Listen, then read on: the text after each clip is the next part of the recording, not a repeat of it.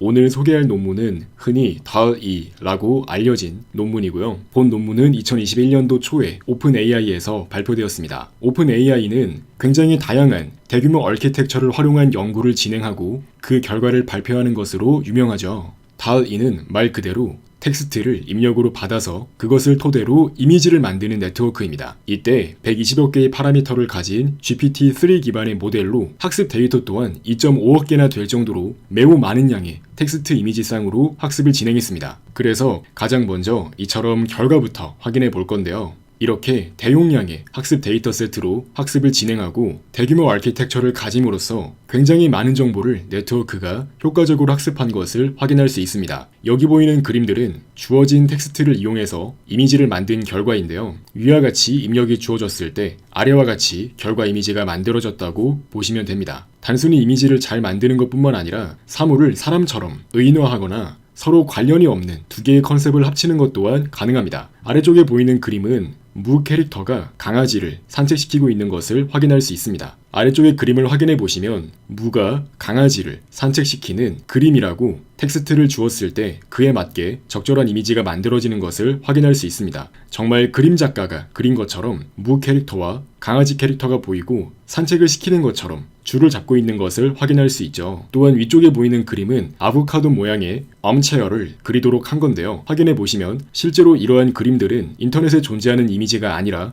뉴럴 네트워크가 직접 만들어낸 이미지들입니다. 정말 아보카도 모양의 있을 법한 암체어를 만드는 것을 확인할 수 있고요. 이때 재미있는 점은 DAL-E는 GPT-3 기반의 굉장히 많은 양의 파라미터를 가진 아키텍처로 그 크기는 매우 크지만 아키텍처 측면에서 복잡한 아키텍처나 혹은 데이터셋 측면에서 특정한 태스크를 위한 추가적인 레이블 정보가 없다고 하더라도 매우 우수한 성능을 보이는 것을 확인할 수 있습니다. 그래서 이처럼 잘 학습된 DAL-E를 이용해서 지로샷 상황에서도 매우 우수한 성능을 보이는 것을 확인할 수 있습니다. 이때 지로샷이라는 것은 특정한 데이터 세트가 존재할 때 학습 데이터 세트에는 접근하지 못하는 상황에서 곧바로 한 번도 본 적 없는 테스트 데이터 세트에 대해서도 좋은 성능을 낼 수 있는 것을 의미하는데요. 예를 들어서 실제로 아래쪽에 그림을 보시면 위쪽에 고양이 이미지를 주고 아래쪽에 자유롭게 네트워크에게 스케치 그림을 그리라고 텍스트를 준 것을 확인할 수 있는데요. 이러한 이미지 투 이미지 트랜슬레이션 목적으로도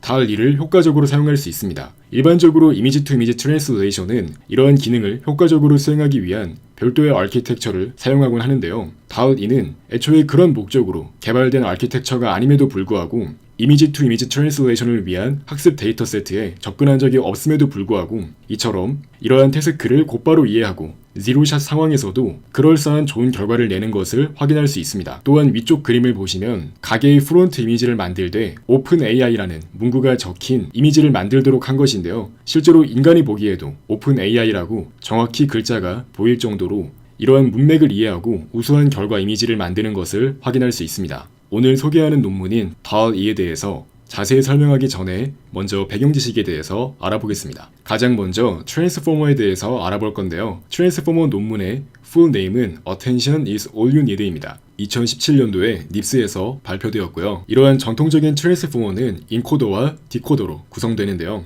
인코더는 여러 개의 스택으로 구성되어 있고 디코더 또한 마찬가지입니다. 전통적인 트랜스포머에서는 예를 들어 레이어의 개수가 4개일 때의 트랜스포머 아키텍처는 바로 다음과 같이 생겼고요. 현재 보이는 아키텍처는 기계 번역에 대한 예시를 보여주고 있습니다. 예를 들어 입력으로 I am a teacher라고 입력 문장이 주어졌을 때 여러 개의 인코더를 거쳐서 이런 문장으로부터 적절한 시멘틱 인포메이션을 추출할 수 있도록 하고요. 디코더 파트에서는 이러한 정보에 어텐션을 수행해서 이러한 정보를 가져와서 여러 개의 디코더 레이어를 거쳐서 결과적으로 그 다음으로 어떠한 토큰이 나와야 되는지 하나씩 결과를 알려줍니다. 그래서 일반적으로 우리가 문장을 처리할 때는 각각의 단어를 토큰으로 설정해서 여러 개의 토큰의 시퀀스로 구성된 문장이 들어가는 거고요. 트랜스포머에서는 각각의 토큰에 대한 순서 정보를 같이 넣어주기 위해서 포지셔널 인코딩과 같은 방법을 사용합니다. 그래서 토큰들의 시퀀스가 주어졌을 때 셀프 어텐션과 같은 어텐션 메커니즘을 활용하면서 시멘틱 인포메이션을 추출하고 이것을 다시 디코더를 거쳐서 디코더에 한번 쭉 포워드할 때마다 단어가 하나씩 나오는 방식으로 디코더에 대해서 포워드를 여러 번 수행해서 단어를 하나씩 계속 만들어서 엔드 오브 시퀀스 토큰이 나올 때까지 결과를 만들어서 그러한 문장을 결과 문장으로서 내보내는 방식이 많이 사용됩니다. 이어서 GPT-2에 대해서 언급하겠습니다. GPT-2는 2019년도에 오픈AI에서 발표한 논문인데요. 아키텍처에 대해서 쉽게 설명드리자면 트랜스포머의 디코더 기반의 아키텍처입니다. 기본적으로 트랜스포머는 처음에 기계 번역 목적으로 만들어져서 인코더 스택과 디코더 스택으로 구성되는데요. 이러한 GPT-2는 기본적으로 기계 번역 목적은 아니기 때문에 디코더만 사용하더라도 우수한 성능을 낼 수 있고 특정한 문장이 주어졌을 때 그 다음으로 등장할 단어가 무엇인지 예측하는 방식으로 랭귀지 모델로서 동작합니다. GPT-2 또한 본 논문이 나오기 전에 대규모 데이터세트로 학습된 대규모의 언어 모델로 볼 수 있고요. GPT-2의 경우에는 크기별로 구분되어 다양한 버전의 스몰부터 엑스트라 라지까지 다양한 크기의 아키텍처가 존재합니다. 참고로 오늘 소개하는 DAL-E에서 사용한 GPT 기반의 모델은 여기 보이는 GPT-2 엑스트라 라지보다도 훨씬 큰 모델입니다. GPT-2의 동작 방식을 간단히 설명드리자면 오토 리그레시브하게 동작하는데요. 데이터의 스트림 형태로 토큰들을 입력으로 받았을 때 그 다음 토큰이 무엇인지 예측하는 방식으로 토큰에 대해서 모델링을 수행합니다. 말 그대로 랭귀지 모델이고 오토 리그레시브하게 동작합니다. 다시 말해서 토큰 시퀀스를 입력으로 넣었을 때 하나의 토큰이 만들어지고 그 토큰을 다시 입력 뒤쪽에 추가해서 걔를 다시 포워드해서 그 다음 단어를 예측하고 이러한 과정을 반복합니다. 예를 들어 입력으로 My dog is very라는 문장이 들어왔다고 했을 때 그 다음에 나올 단어가 무엇인지 GPT에 넣어서 물어보고 단어를 예측합니다. 이렇게 구한 and라는 단어를 다시 뒤쪽에 붙인 다음에 다시 한번 GPT-2에 and를 포함한 전체 입력 문장을 다시 한번 forward하고요. 그 다음 단어가 나오면 다시 얘를 뒤쪽에 붙여서 다시 한번 forward를 수행하고 이러한 과정을 반복해서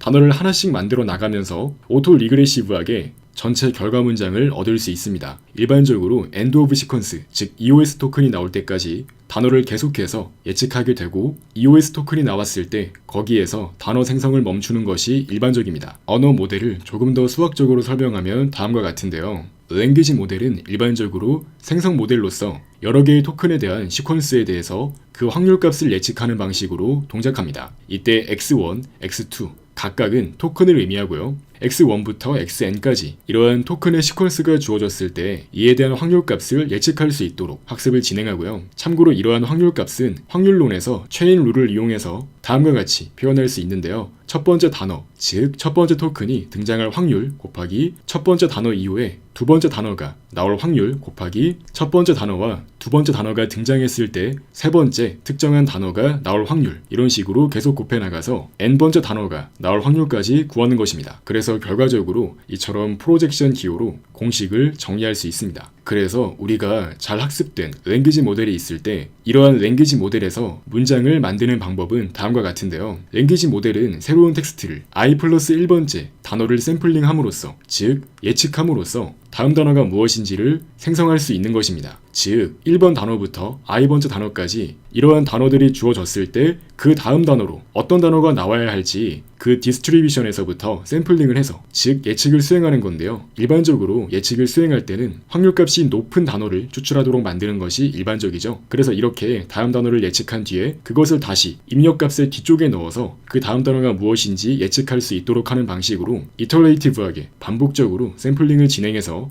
전체 문장을 생성할 수 있습니다. 그래서 일반적으로 이러한 방식은 end of sequence, 즉 EOS 토큰이 나올 때까지 반복하는 등으로 전체 문장을 생성할 때까지 샘플링을 수행하는 것이고요. 실제로 문장을 만들어내기 위한 샘플링 방법들로는 그리디 샘플링이나 탑 N 샘플링 등 다양한 방법들이 존재합니다. 그래서 GPT를 포함해서 일반적인 랭귀지 모델은 바로 다음과 같은 방식으로 동작합니다. 토큰들의 시퀀스가 입력으로 들어가고요. 이때 다음 단어가 무엇인지 예측을 수행하도록 합니다. 이때 확률 분포는 가능한 각각의 단어들에 대해서 어떤 단어가 그 다음 단어로 등장할 법한지 그 확률값을 예측하는 방식으로 네트워크가 학습됩니다. 다시 말해서 I am having이라는 문장이 들어왔을 때 그 다음 단어로 어떤 단어가 들어오는 것이 맞을까? 라고 네트워크에게 물어본 것이고요. 결과적으로 예측 결과를 확인해 보시면 본 그림에서는 런치가 가장 높은 확률값을 가지죠. 그렇기 때문에 이러한 단어가 그 다음 단어로서 선택이 되는 겁니다. 그래서 I am having lunch라는 하나의 문자열이 있을 때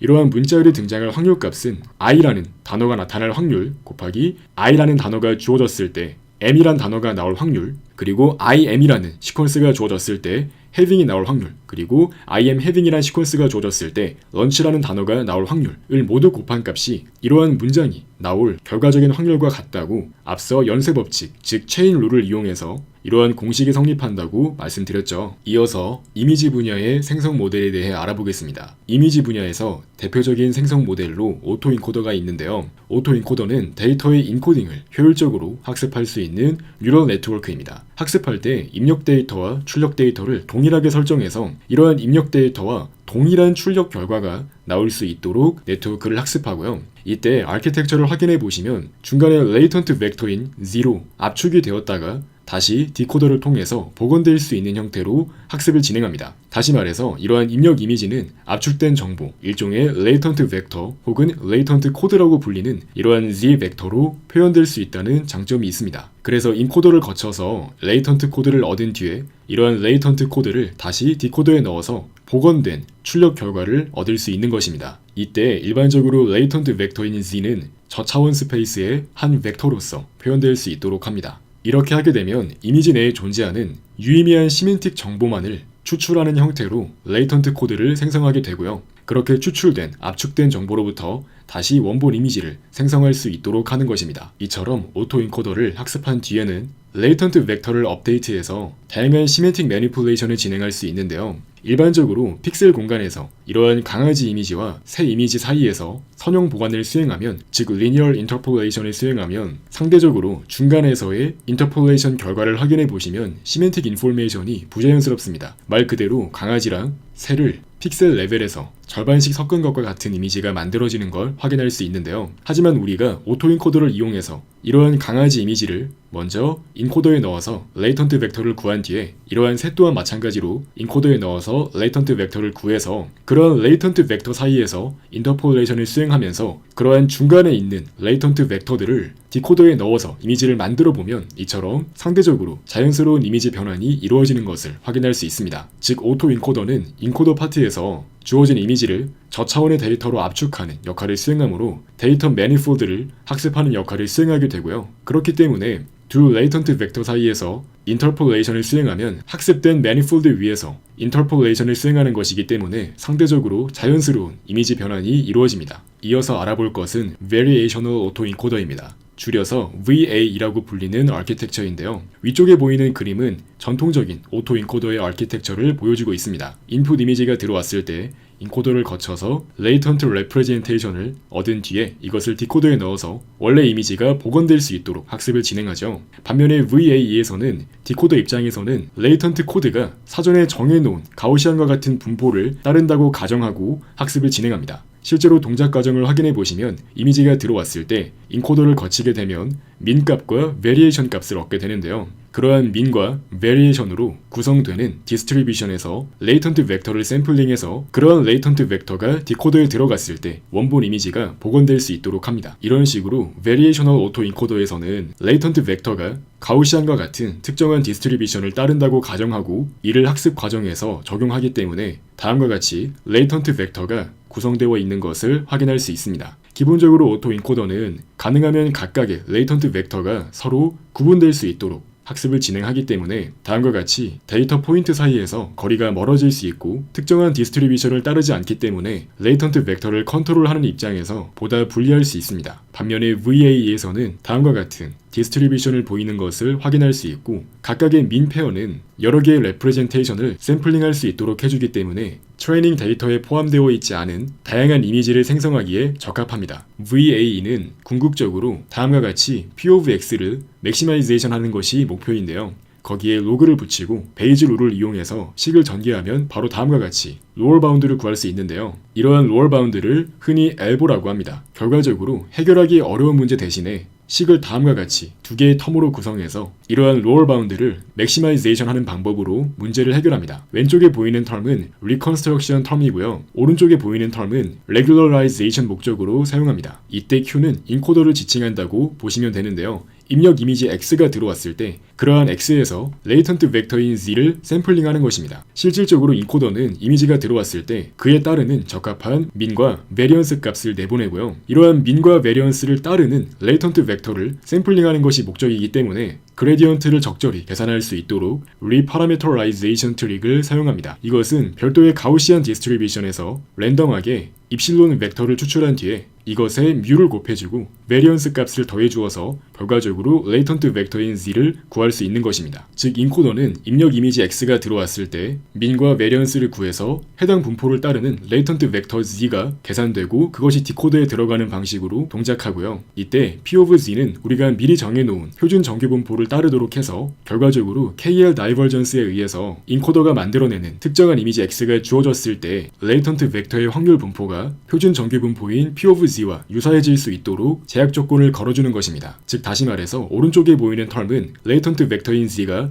가우시안 디스트리뷰션을 따르도록 제약 조건을 걸어주는 역할을 수행하고요. 왼쪽에 보이는 리컨스트럭션 텀은 흔히 우리가 오토인코더에서 사용했던 것과 마찬가지로 이미지에 대해서 레이턴트 벡터를 구한 다음에 그러한 레이턴트 벡터에 의해서 다시 원래 이미지가 나올 수 있도록 학습을 진행하는 것입니다. 즉 입력 이미지와 출력 이미지가 같도록 로스 함수를 구성해서 학습을 진행하는 것입니다. 이어서 2017년도 니스에서 발표되었던 VQVA에 대해서 설명하겠습니다. 이것은 Vector Quantized Variational Autoencoder의 약자로서 여기에서는 레이턴트 벡터가 디스크리트한 값을 갖는다는 특징이 있습니다. 앞서 언급했던 기본적인 VAE에서는 레이턴트 벡터가 가우시안과 같은 특정한 디스트리뷰션을 따르기 때문에 레이턴트 벡터 값 자체는 컨티뉴어스하다는 특징이 있었는데요. 지금 소개하는 VQVAE는 말 그대로 퀀타이제이션 기법을 사용해서 컨티뉴어스한 값이 아닌 미리 정해진 몇 개의 값 중 하나만 가질 수 있도록 레이턴트 벡터의 값이 컨티뉴어스하지 않습니다. 프라이어도 우리가 미리 고정해 놓은 것이 아니라 여기에서 재미있는 점은 실제로 동작 과정을 확인해 보시면 이미지가 있을 때 CNN을 거쳐서 거친 결과 텐서가 있을 때 너비가 있고 높이가 있을 것입니다. 그 다음에 채널도 있겠죠.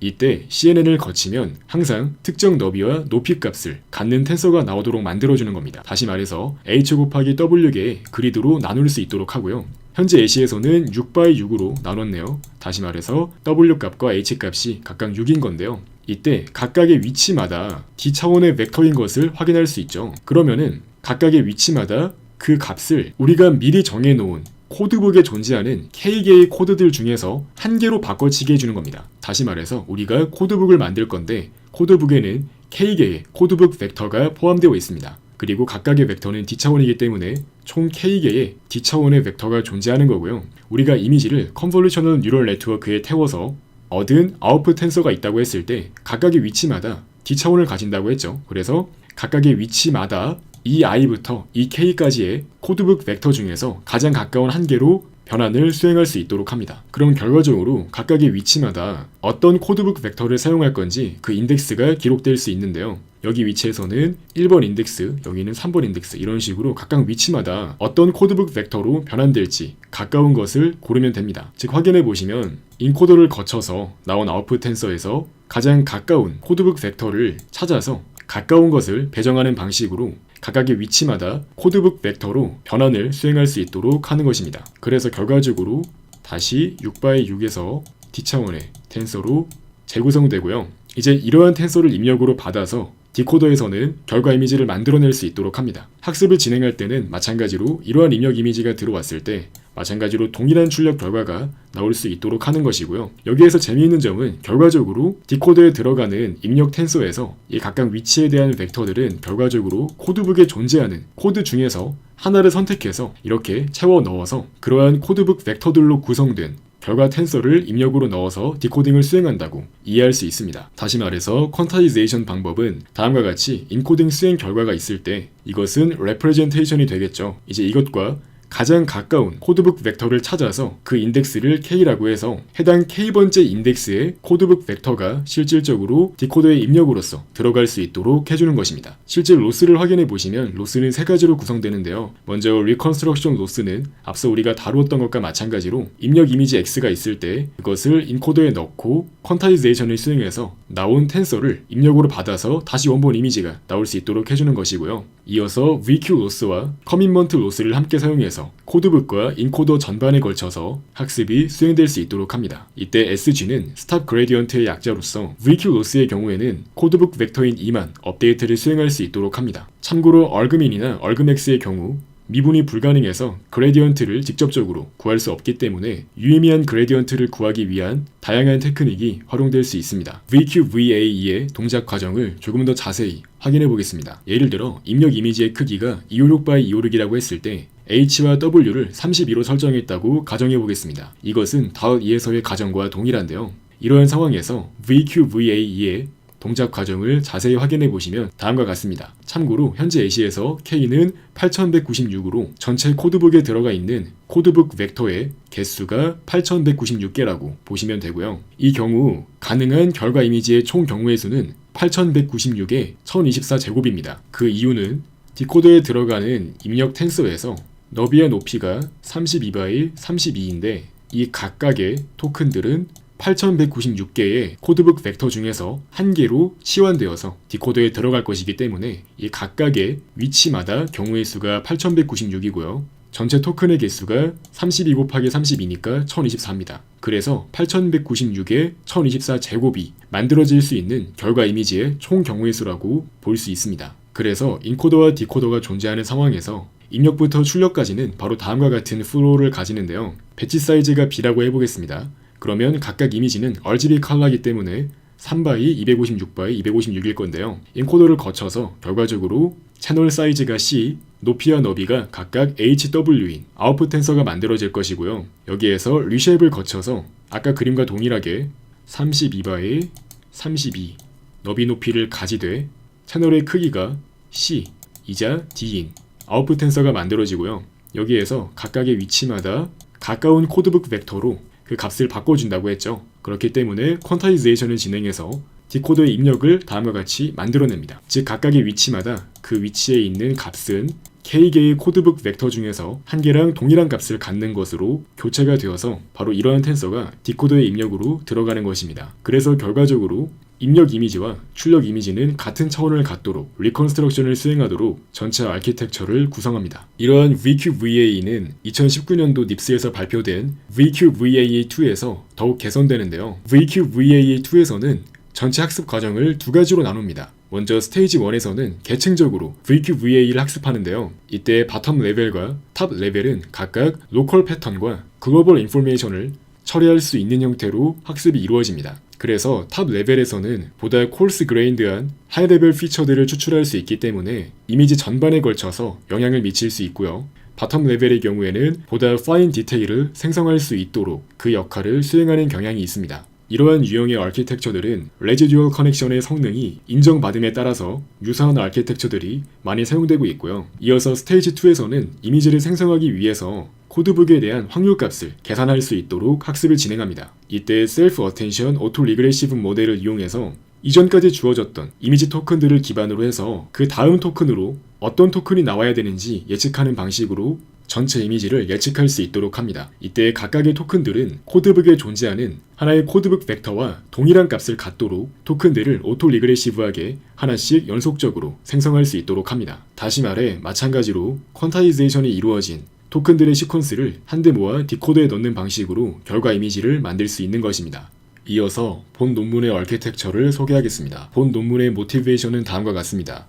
최근 대규모의 생성 모델을 활용한 연구들은 데이터셋, 모델, 그리고 연산 장치들을 대규모 활용해서 트랜스포머 기반의 네트워크를 이용했을 때 다양한 도메인에서 매우 뛰어난 성능을 보일 수 있다는 것을 밝혔습니다. 그중 대표적인 것들이 언어 모델에서는 오픈 AI의 GPT가 그리고 이것은 오디오 분야로까지 확장되어 좋은 성능을 보였습니다. 하지만 아직까지 텍스트 이미지 트랜슬레이션 분야에서는 이처럼 대규모의 데이터셋과 대규모의 아키텍처를 활용한 연구가 아직까지 많이 진행되지는 않았습니다. 그래서 MS 코코와 같이 상대적으로 작은 크기의 데이터세트만을 이용해서 학습을 진행하고 평가하는 경우가 많았죠. 그래서 본 연구에서는 어쩌면 텍스트 이미지 트랜슬레이션 분야에서도 대규모의 데이터세트와 모델 아키텍처를 사용하는 것이 현재의 한계를 돌파할 수 있는 돌파구가 될 수 있지 않을까 하는 의문점을 남깁니다. 그래서 본 논문에서는 120억 개의 파라미터를 가진 GPT-3 기반의 오토 리그레시브 트랜스포머와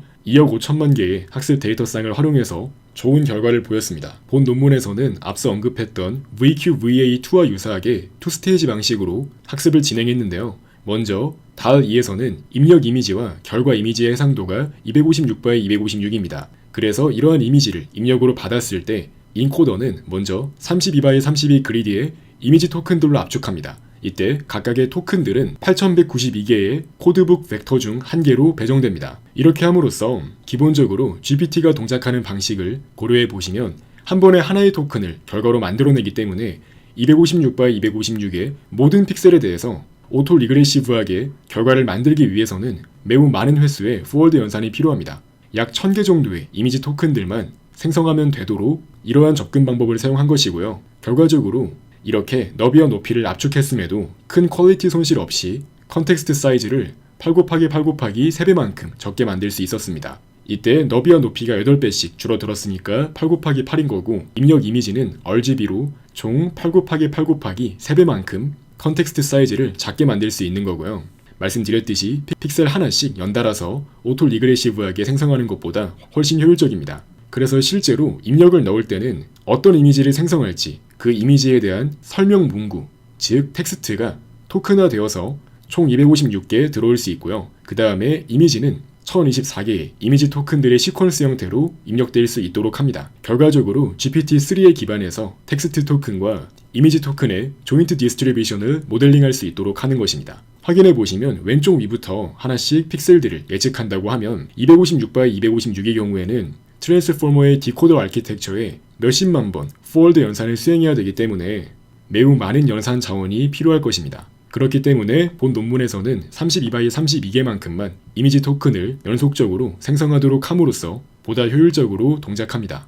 그래서 DAL-E의 동작 원리를 보다 자세하게 확인해 보겠습니다. 먼저 텍스트 토큰들이 최대 256개 들어갈 수 있고요. 이어서 이미지 토큰들이 최대 1024개 입력될 수 있습니다. 우리가 실제로 모델을 사용할 때는 처음에 문장 부분만 갖추어서 입력으로 넣어준 뒤에 이미지 토큰이 결과로 나오기 때문에 그것을 추가하는 방식으로 총 1024번만큼 반복해서 결과 이미지를 만들 수도 있고요. 혹은 문장뿐만 아니라 우리가 원하는 몇 개의 이미지 토큰도 넣어줌으로써 그러한 이미지의 조각들로부터 빈 공간들을 예측할 수 있는 형태로 결과 이미지를 만들 수도 있습니다. 다시 말해서 우리가 결과 이미지를 만들 때는 문장만 주어서 그러한 문장으로 하여금 적절한 결과 이미지를 만들거나 혹은 문장과 이미지를 같이 주어서 적절한 결과 이미지를 만들도록 할 수 있습니다. 기본적으로 각각의 텍스트 토큰은 약 16,000개의 vocabulary 사이즈를 갖는 BPE 인코딩 방식을 사용한 토큰 형태로 최대 156개만큼 들어올 수 있고요.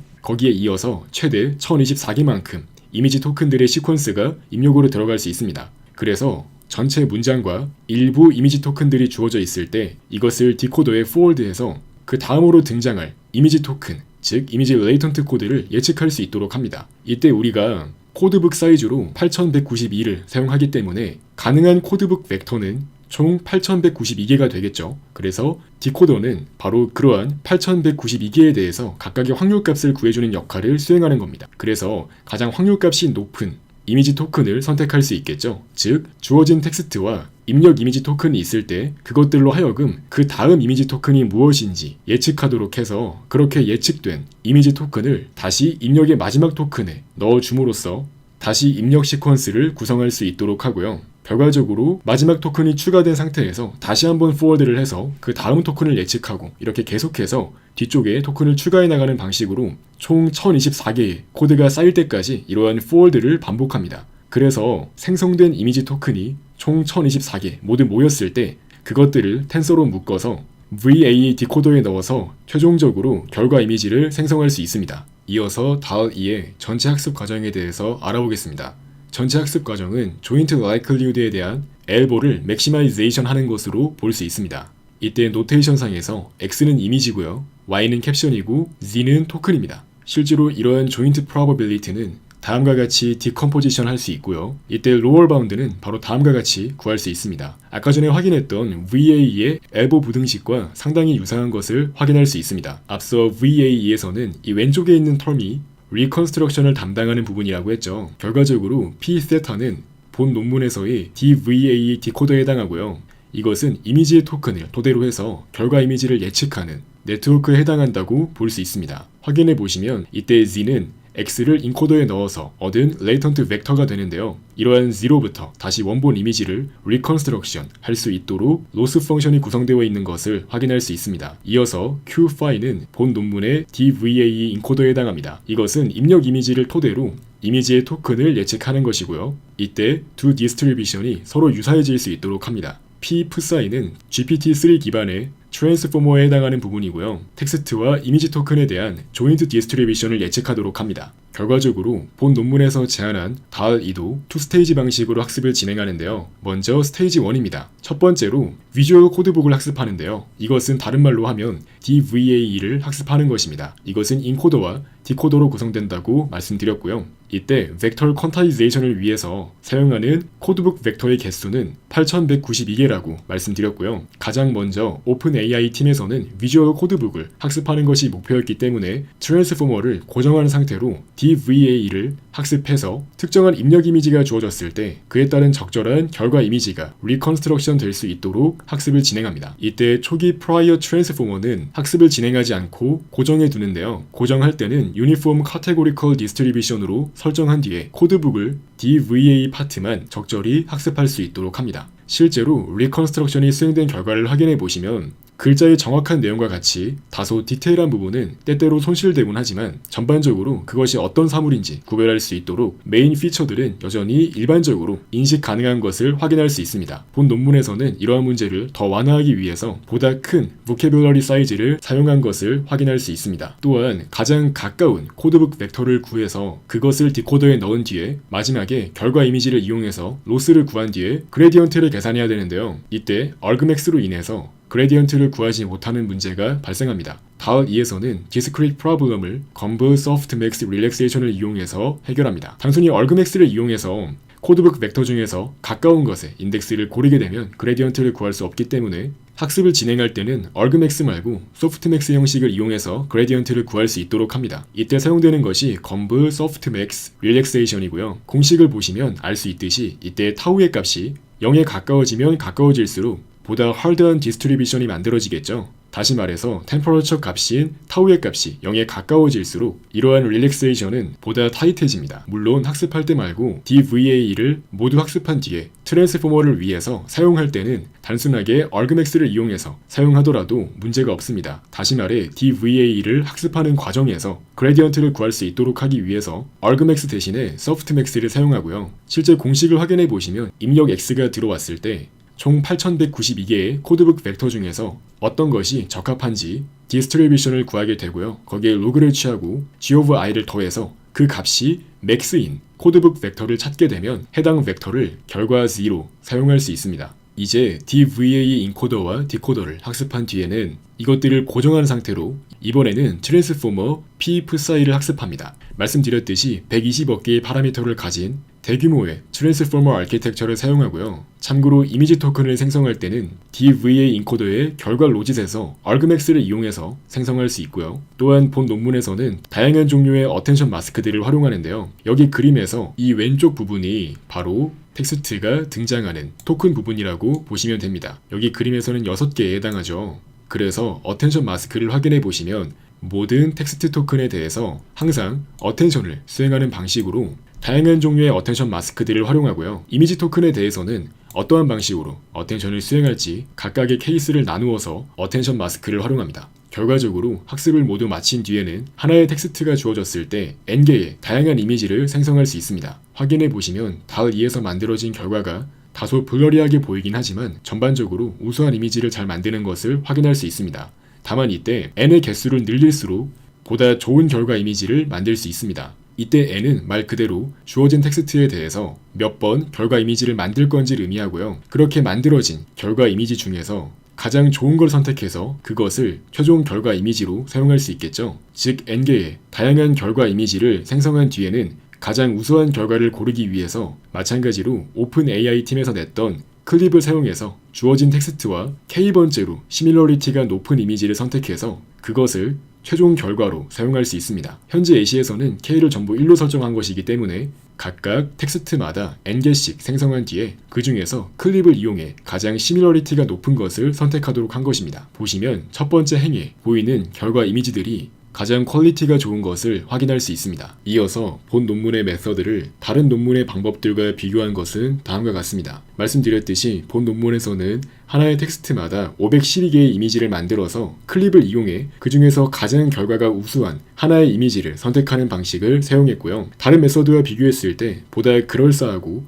있을 법한 결과 이미지가 만들어지는 것을 확인할 수 있습니다. 심지어는 큐트나 퍼니와 같이 추상적인 내용이 포함되어 있음에도 불구하고 본 논문의 메서드는 상당히 그럴싸한 결과를 만드는 것을 확인할 수 있고요. 비행기가 있는 그림을 만들어 달라고 했을 때 다른 메서드들은 비행기의 특징적인 요소들은 어느 정도 생성하고 있는 것을 확인할 수 있지만 다소 어색한 아티팩트가 중간중간에 존재하는 것을 확인할 수 있습니다. 여기 왼쪽에 보이는 것은 비행기의 날개도 아닌 것이 어색한 아티팩트로 비행기의 앞부분에 존재하는 것처럼 결과 이미지가 만들어지는 것을 확인할 수 있습니다.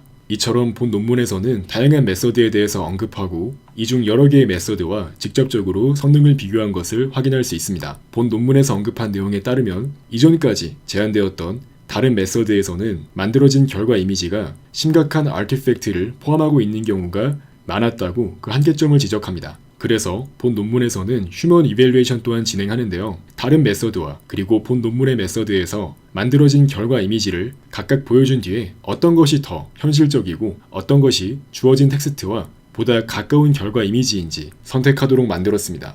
그 결과 본 논문에서의 이미지가 보다 선호되는 것을 확인할 수 있었다고 합니다. 마찬가지로 FID 스코어를 이용해서 정량적 평가 또한 진행했는데요. 평가를 진행할 때 DAL-E는 기본적으로 제로샷 상황에서 동작함에도 불구하고 MS 코코와 같은 데이터 세트에 대해서 비교할 만한 결과를 보인 것을 확인할 수 있습니다. 이때 MS 코코의 경우에는 이전까지 제한되었던 방법보다 더욱 우수한 FID 스코어를 보이는 것을 확인할 수 있습니다. 참고로 FID 스코어는 낮을수록 좋은 것이기 때문에 MS 코코에서 평가 목적의 데이터 세트에 대해서는 본 논문의 메서드가 보다 좋은 성능을 보인 것을 확인할 수 있습니다. 반면에 새에 특화된 데이터 세트에 대해서는 낮은 점수를 보이는 것을 확인할 수 있습니다. 이것은 본 논문의 DAL-E가 제로샷 상황에서 평가를 진행했기 때문에 그런 것인데요. 새와 관련한 데이터가 풍부한 학습 데이터 세트로 학습을 진행한 다른 메서드가 더 좋은 결과를 내기에 유리합니다. 그렇기 때문에 본 논문에서는 파인 튜닝 등의 접근 방법으로 성능을 충분히 개선할 수 있을 것으로 예상합니다. 말 그대로 본 논문의 메서드는 학습 데이터 세트에 접근하지 못하는 상황에서 제로샷 방식으로 평가를 진행한 것이기 때문에 이러한 데이터 세트에 대해서 상대적으로 불리한 조건으로 볼 수 있습니다. 이 중에서 MS 코코 데이터 세트에 대해서 마찬가지로 학습용 레이블을 전혀 사용하지 않고 학습한 뒤에 제로샷 방식으로 평가를 진행했다고 말씀드렸는데요. 그러한 휴먼 이밸루에이션 결과를 보다 자세히 확인하면 다음과 같습니다. 이전 메서드에서의 결과와 본 논문의 메서드를 통해 만들어진 결과 이미지를 1대1로 비교한 결과 DAL-E에서의 결과물을 고른 것을 확인할 수 있습니다. 이때 어떤 것이 더 있을 법한지 자연스러운지 고르도록 했고 어떤 것이 보다 캡션 텍스트에 가까운지 애큐러시를 측정하도록 만들었을 때 본 논문의 메서드가 훨씬 선호되는 것을 확인할 수 있습니다. 그래서 말씀드렸듯이 DAL-E는 매우 많은 개수의 데이터로 학습이 되어 있기 때문에 특정 태스크에 대한 데이터 세트에 대해서 학습 데이터를 전혀 사용하지 않고 테스트 데이터 세트에 대해서 바로 동작하도록 성능을 평가한다고 하더라도 꽤 높은 성능이 나올 수 있고요. 이러한 특성을 효과적으로 사용할 수 있는 태스크 중 하나는 바로 이미지 투 이미지 트랜슬레이션입니다. 아래 예시와 같이 문장을 구성하게 되면 이미지 간 변환 목적으로 DAL-E를 사용할 수 있는데요. 왼쪽에 보이는 그림을 확인해 보시면 위쪽에 보이는 동일한 고양이가 아래쪽에 스케치 형태로 그려져 있다라고 문장이 주어진 것을 확인할 수 있는데요. 실제로 입력을 넣을 때에도 이러한 문장과 일부 이미지 토큰들을 입력으로 넣을 수 있기 때문에 위쪽에 대해서 이미지 토큰들을 채워넣고 이러한 문장을 함께 네트워크에 넣어줌으로써 바로 이러한 결과 이미지를 얻을 수 있습니다. 다시 말해 위쪽 부분만 기존에 준비된 이미지를 채워놓고 그림의 아래쪽은 DAL-E가 직접 생성하도록 하는 방식으로 이미지 투 이미지 트랜슬레이션 목적으로 본 논문의 아키텍처를 효과적으로 사용할 수 있습니다.